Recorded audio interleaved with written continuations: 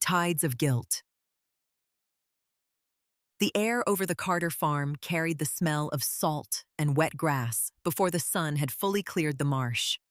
A line of pale orange stretched over the Atlantic beyond the reeds, and the distant groan of a shrimp boat engine drifted inland.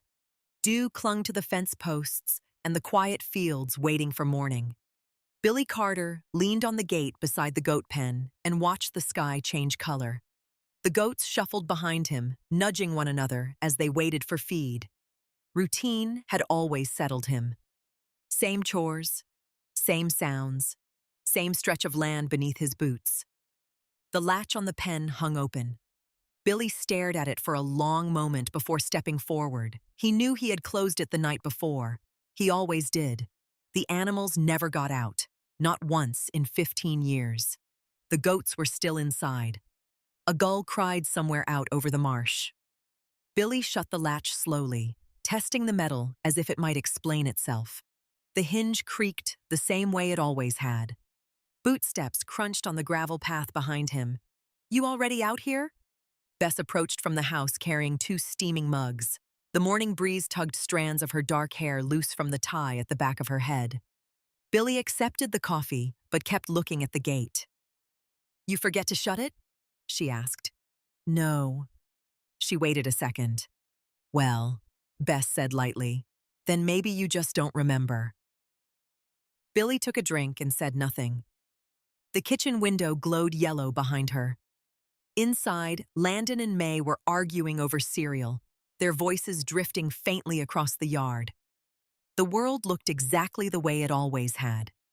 Yet something about the open latch stayed lodged in Billy's chest like a splinter. The school bell rang across town a few hours later while Billy stood in the equipment shed, checking the tractor belts. The distant clang carried through the humid air the way it always did, rolling across the marsh and farmland. Town life had its rhythm too. Kids walking to school, teachers arriving early, the grocery opening its doors, the same handful of trucks moving slowly down Main Street. Billy avoided town whenever he could. The engine coughed once before turning over. He let the tractor idle and looked across the field toward the long strip of marsh grass that marked the edge of his property. A path cut through it. The thin trail hadn't been there yesterday. Billy shut off the tractor. Wind slid through the reeds with a low whisper. Someone had walked out there. He moved across the field slowly, boots pressing into the damp soil. Each step brought the path into clearer view, a narrow line where grass bent flat toward the marsh. The trail ended where the ground softened into mud. Beyond that lay the tidal creek, dark water sliding between banks of cordgrass before winding deeper into Pikima, the wetlands. Billy's jaw tightened.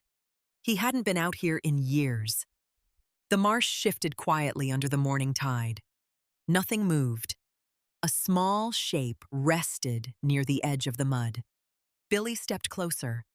It was a child's baseball. Red stitching, scuffed leather, Landon's. Billy picked it up, turning it in his hand. His son had lost that ball months ago, somewhere near the barn.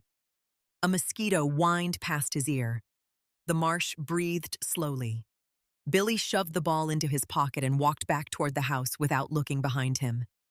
Dinner passed with the usual noise of plates and conversation. Landon talked about baseball tryouts. May complained about math homework. Bess described a student who had tried to convince her that a dog had eaten an entire notebook. Billy pushed food around his plate. "Dad?" May leaned across the table. "You okay?" Billy looked up. "Fine." "You're quiet," she said. "He's always quiet," Landon muttered. Bess watched Billy for a moment. The porch light cast a soft glow through the window behind her. "Something wrong at the farm?" she asked. "No." A long pause stretched across the table. Silverware clinked against a plate. Billy reached into his pocket and rolled the baseball across the wood. Landon grabbed it immediately. "Hey, I thought I lost this." "Found it out near the marsh," Billy said. Bess stopped chewing. You were out there? Billy shrugged, just checking fences.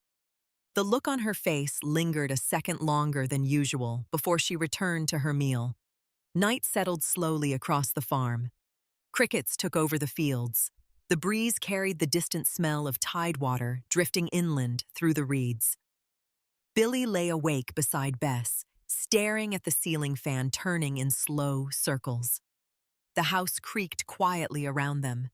Somewhere outside, a dog barked twice. Billy's eyes drifted toward the window. The marsh sat beyond the tree line like a dark ocean of grass.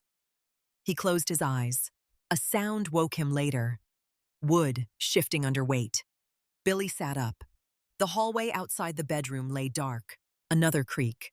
Someone moving. He stepped into the hall. Moonlight spilled through the living room window and stretched across the floorboards. The front door stood open. Cool air slid into the house. Billy crossed the room and stepped onto the porch. The yard looked empty. Yet the gate to the pasture swung gently on its hinge. Back and forth. Back and forth. Billy walked down the steps. Grass brushed against his boots as he crossed the yard. The gate bumped softly against the fence post. No animals had gotten loose. The fields lay still. Billy closed the gate and looked toward the marsh. Something pale rested near the path again. He approached slowly. Another baseball, this one older. Cracked leather. Billy froze. That ball had disappeared years ago. Wind stirred the reeds. The marsh opened before him like a long memory. His mind drifted back to a night when the tide had been high and the moon had hung low over the water. Two boys. A fight. Anger hotter than reason. A shove near the muddy bank. The splash had been quick. Billy had stood there waiting for the boy to surface. Waiting. The marsh had swallowed the sound. The next morning, the town searched for hours. Boats, sheriff's trucks, neighbors calling the boy's name. Billy had kept quiet. The marsh kept quiet too. Years passed. People stopped talking about it. Billy buried the memory the way the tide buried footprints. A sound snapped him back to the present. Footsteps behind him. Billy turned. Landon stood halfway across the field. "Dad?" The boy looked confused. "What are you doing out here?" Billy's mouth went dry. "Go back inside." "You left the door open," Landon said. Billy looked toward the marsh again.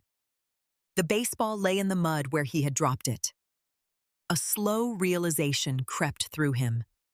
The path, the balls, the open gates, no footprints, no neighbors, no strangers. Billy had walked out here in his sleep, every night, drawn back toward the place he refused to remember. The marsh hadn't come for him. His own mind had. Billy stared at the dark water winding through the reeds. Somewhere beneath that surface lay the secret he had hidden for 15 years. Landon shifted nervously behind him. "Dad?" Billy exhaled slowly. The tide moved in, quiet, patient. The marsh had waited a long time, and Billy finally understood it would never let him forget.